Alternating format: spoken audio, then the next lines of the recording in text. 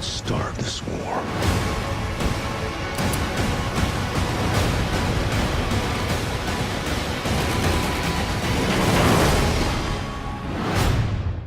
Well, first of all, Mr. Serkis, thank you very much for your time. Thank you. Gracias. I'd like to start talking about the speech video, which became viral recently, which shows your face being layered by Caesar's. I think it really showed how much of your performance really comes through at the end. Do you find people are more educated now regarding as to what is it you do with the motion capture technique? I think so, yes. I mean, I think now there's been so many films with some really incredible behind-the-scenes footage and side-by-side images of the actor, you know, myself included, but all the other actors who play apes and the characters on screen.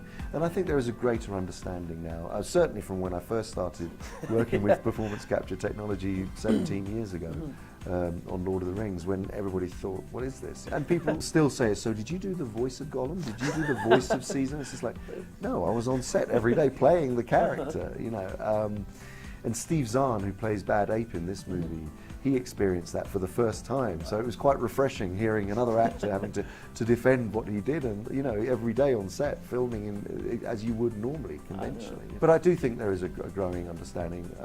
I mean, still amongst older actors and older Academy voters, you know, they still don't understand the technology, and they would have an easier time if we were wearing makeup and prosthetic makeup like the original films. Yeah. But this is just. The performance is exactly the same, it's just the makeup goes on afterwards. You made a pretty clear case about it earlier in the press conference.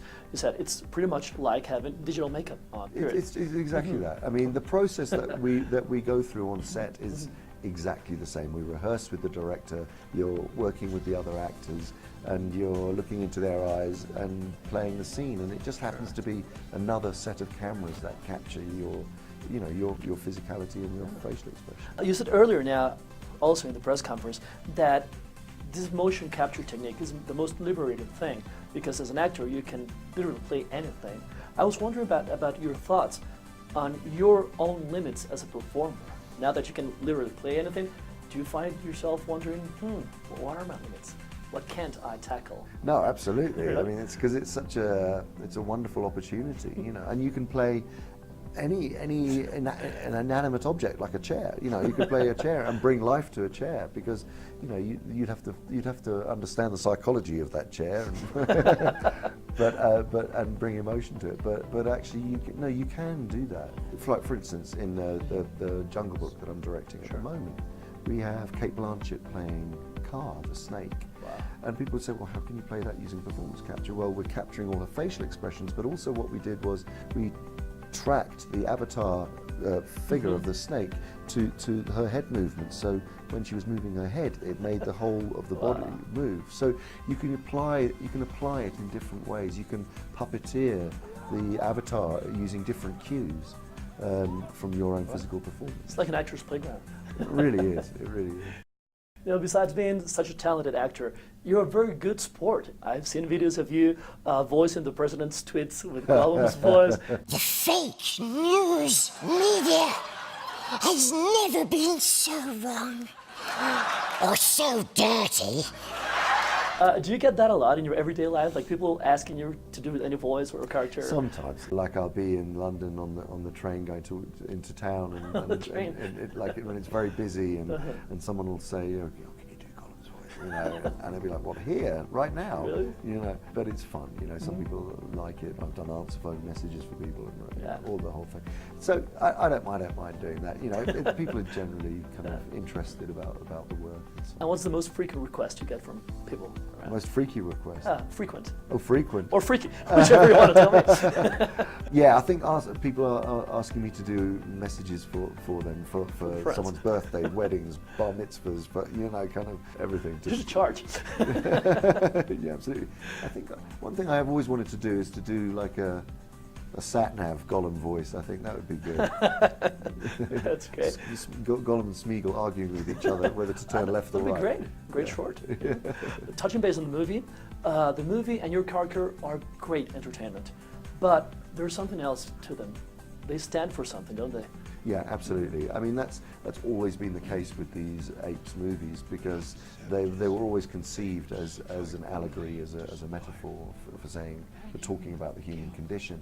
And because we're only 3%, different, and yet we look totally different. It's just a wonderful. It is a great way of putting ourselves under the microscope. I mean, this film very much centers around. Thematically centers around empathy and the perils of the loss of empathy. Really, we live in a strange world at the moment where it seems that people want to put up walls, put up bridges, block out other people. Not think of each other as equal. In terms of the planet. Not respecting the wildlife and the environment.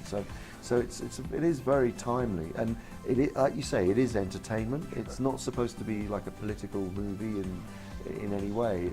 But it has themes which are important and characters that you care about and that you invest in. I find it's a refreshing remedy for the sequel thing that people are experiencing, like fatigue. Right? I agree. I mean, I think there are so many sequels now that people are beginning to feel that it's a con in some way. That people are trying to make money out of them rather than give them an incredible story, and a story that they can't predict. Because so many films now, you know what's going to happen in the first act, and that's really irritating. Having a piece of grand entertainment, a big blockbuster movie, but that you are kept guessing all the way through and challenged all the way through and made to feel it's rare. Now, a little bit about yourself. I understand that your family used to travel a lot, and now, due to your line of work, you travel extensively as well. What does that world vision does to an artist? Oh, it's always food for the soul, as well as interesting food that you get when you're traveling. Meeting people and engaging in different cultures and so on. Very, very lucky to be in that position. Thank you for doing your part, and thank you for your time. It's been a great experience. Thank you very much.